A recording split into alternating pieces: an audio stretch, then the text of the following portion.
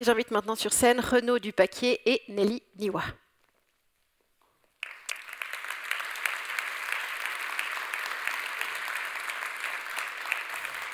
Venez seulement.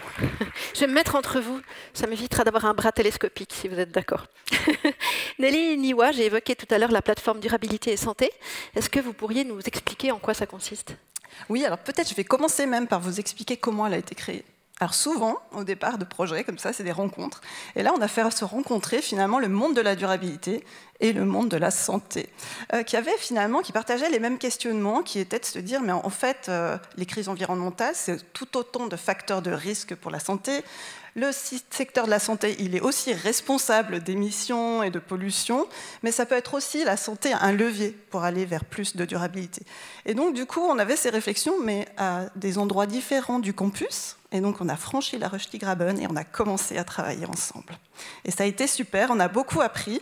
On a commencé par des travaux dont vous avez des images dans mon dos, avec le professeur Renaud Dupaquier, qui est à côté de moi, avec Nicolas Sen, que vous avez vu dans la vidéo, et avec ma collègue, la docteure Julia González Olguera.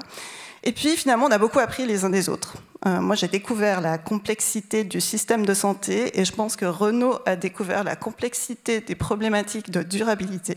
Et donc, nous avons travaillé ensemble. Et puis, la communauté s'est agrandie. Nous avons fait des workshops, des ateliers. Et puis, au bout d'un moment, en 2022, nous nous sommes dit que ça serait bien de structurer, de donner une assise à cette communauté. Et nous avons créé ensemble la plateforme Santé et Durabilité, donc qui est porté par la faculté de biologie médecine et le centre de compétences en durabilité. Alors Renaud Dupaquier, une de vos plus grandes fiertés, c'est d'avoir justement pu mettre en place ce programme de durabilité dans l'enseignement. Qu'est-ce que ça implique au fond concrètement? Alors en fait, effectivement, disons, une des deux grandes missions des facultés avec la recherche, c'est l'enseignement. Et puis il nous est paru évident que il fallait, dans l'enseignement, pouvoir donner à nos apprenants des notions importantes sur les répercussions environnementales de leurs pratiques et à quel point elles touchaient aussi leurs pratiques futures. Et c'est particulièrement vrai pour la médecine. Donc en fait, ce qu'on a fait, c'est qu'on a créé au sein du cursus existant, ça paraît rien, mais il ne fallait pas rajouter une seule minute. Et quand on connaît le plan d'études d'un étudiant de médecine, c'est à la minute près sur 5 ans. Donc on n'avait pas le droit de rajouter une seule minute, donc il a fallu s'insérer au sein de l'existant, et c'était pas rien. Mais on a pu créer un module d'une 20aine d'heures qui explore différents aspects, c'est aussi bien les causes physico-chimiques des changements climatiques, et ça c'est pour la première année, que les répercussions psychosociales de ces bouleversements, avec finalement des messages positifs comme les co-bénéfices dont vient de parler Nicolas Sen. Ce qu'il faut dire, c'est que c'est quelque chose, à mon avis, un cercle particulièrement vertueux, parce qu'évidemment que les étudiants doivent apprendre, mais pour les enseigner, il faut des professeurs. Ça veut dire que les professeurs ont dû se mettre à niveau, et les professeurs, c'est les gens de ma génération, et on est obligé de s'intéresser à ces questions, et évidemment, c'est quelque chose qui est doublement bénéfique. Et maintenant, on va s'intéresser aux autres écoles de la faculté de biologie et médecine, la biologie et l'Institut universitaire de formation et recherche en soins. Vous pouvez garder le micro, j'ai encore une question. La faculté de biologie et de médecine, bien sûr, qui a quand même un gros impact écologique. Comment est-ce qu'on peut faire pour améliorer ça? Oui, alors les travaux de la transition ont démontré que finalement, simplement les consommables et les appareils en recherche représentent 17% de la production de CO2 au niveau de l'Université de Lausanne. Donc c'est un très gros chantier. Et la faculté de biologie et médecine est particulièrement bien placée pour le savoir parce qu'on est l'endroit où il y a le plus de recherche de ce type-là, de recherche à la paillasse. Et donc, il y a eu des initiatives bottom-up, et ça, c'est extrêmement plaisant, c'est-à-dire que de la base, que des labos, des gens sont venus nous voir en disant il faut changer quelque chose.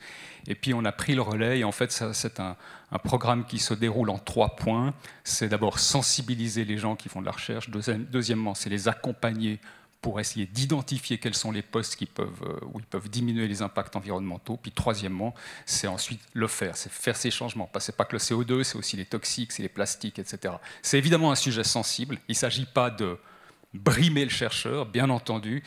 Il s'agit plutôt de l'aider à, là aussi, pouvoir prendre des mesures qui peuvent être à l'échelon d'une faculté, a fortiori d'une université, avoir un très grand impact.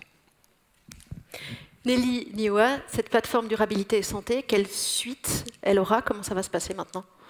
Eh ben ça, on va agrandir la communauté. On a eu la chance d'avoir la confiance de l'Association suisse des sciences médicales. Donc maintenant, la plateforme coordonne le consortium suisse de santé durable. Donc ça nous permet d'augmenter encore notre communauté.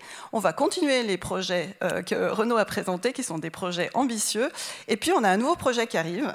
C'est le lancement d'un appel à projet durabilité santé grâce au fonds Interface. Donc Interface, c'est un projet de la direction de l'UNIL qui soutient la recherche partenariale. Donc là, on va pouvoir faire travailler les chercheurs de santé, les chercheurs de durabilité ensemble, mais aussi les faire travailler avec des partenaires et des acteurs de terrain et actrices de terrain sur des problématiques réelles. Donc on va partir des besoins de ces acteurs et actrices et on va faire ce qu'on appelle la recherche-action pour redonner des résultats au terrain et qu'ils soient directement en prise avec la réalité et puis quelque part comme ça accélérer cette transition écologique et sociale. Et puis ce qu'on va continuer à faire aussi, c'est des événements. Alors le cycle précédent de conférences portait sur la place du médicament, le prochain portera sur la place du plastique dans nos vies, dans les pratiques médicales aussi et leur impact sur la santé et sur l'environnement. Nelly Niwa, merci beaucoup. Renaud Dupaquier, merci beaucoup. Je vous laisse regagner votre place.